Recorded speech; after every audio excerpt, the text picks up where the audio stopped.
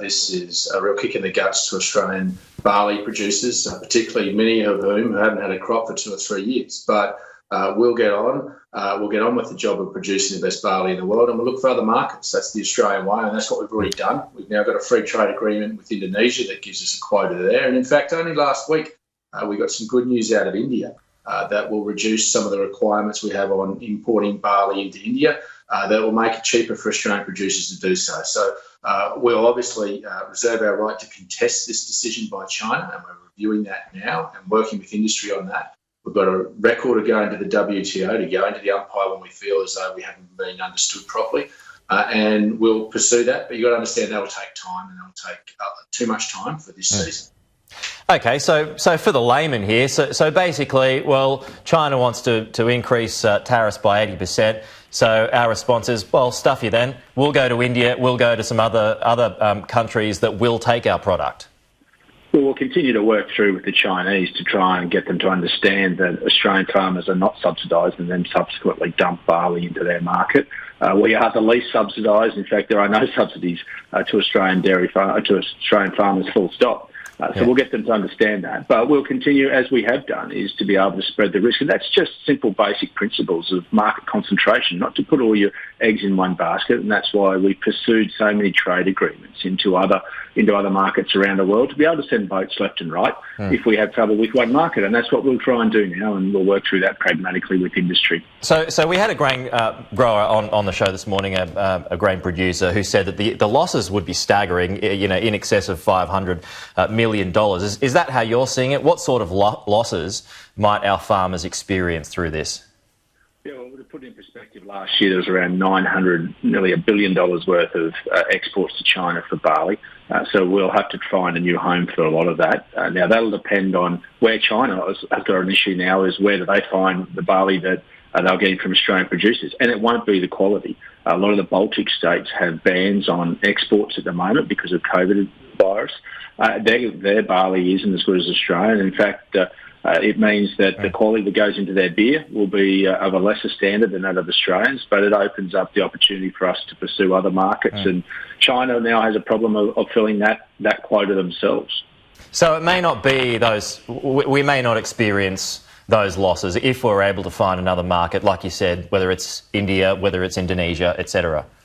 Well, that's what we're working feverishly on now, and we're meeting with industry tomorrow, I think, with the Trade Minister, who's done an outstanding job in prosecuting our case. So we'll work calmly and methodically. We've got some time. There's barley that won't come off until starting probably October, November.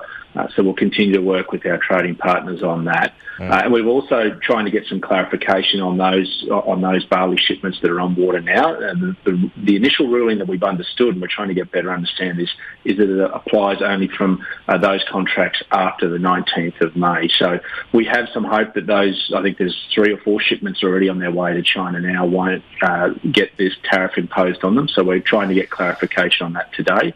But we'll continue to work through, and that's what we've always done and we'll continue to do calmly and methodically. The irony, I guess, in all of this is that, as you mentioned, that our barley isn't subsidised, but now might it need to be subsidised because our farmers need help from Canberra?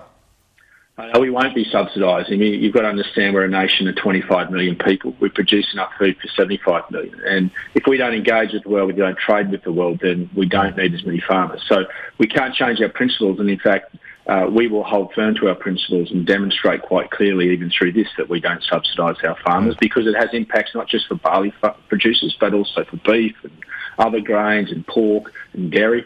So we've held firm to our principles. We'll demonstrate that, but we'll reserve our right and consider going to the WTO to get the umpire to make a decision. Would you look down the track at imposing extra tariffs on products that perhaps China buys? So, for example, our water that some Chinese businesses own, could they experience higher tariffs in return? No, look, a trade war benefits nobody.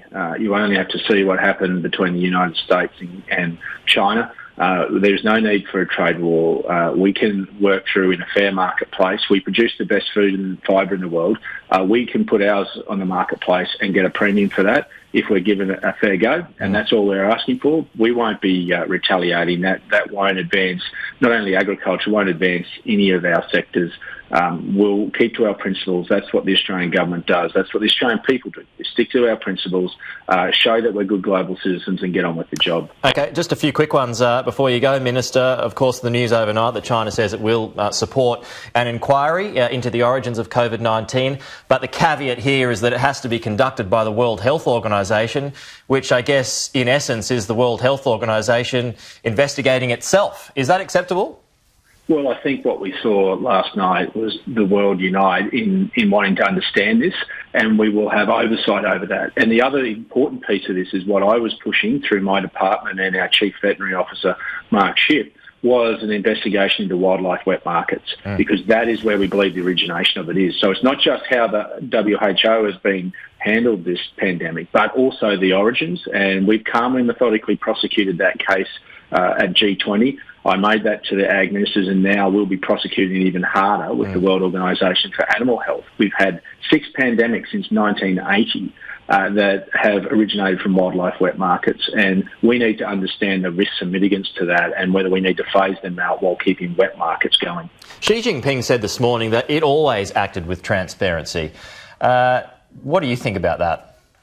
Well, I can only take them on face value. And can I say one thing I will say about China is that they did notify the World Health Organization and the World Organization for Animal Health that they believed it originated from a wildlife wet market. They came forward and gave that information. And that's why we were very quick, and myself and my department were very quick at the G20 to ask for that investigation into wildlife wet markets because of that information that they brought forward. So I think we'll continue to unravel this, and it's not about prosecution, it's about investigation and understanding. I think if we do that, we get better outcomes going forward. Okay, Minister, just finally, there is a stoush that's going on between New South Wales and Queensland at the moment over whether Queensland should reopen its border. You're a proud Queenslander. Should Queensland open its border for tourism? Yeah, well, look, I think the Premier in Queensland's going to be very careful about this, not to turn this into a political sideshow leading up to a state election around parochialism, state parochialism. We've got to predicate our decisions on the best medical advice, not just from the Queensland medical officer, but from the chief medical officer of the country. And I think that needs to be transparent around where all those officials see the risks and mitigants. We now have a greater understanding of this disease than virus, I should say, than what we had previously. So I think there's now the tracing app.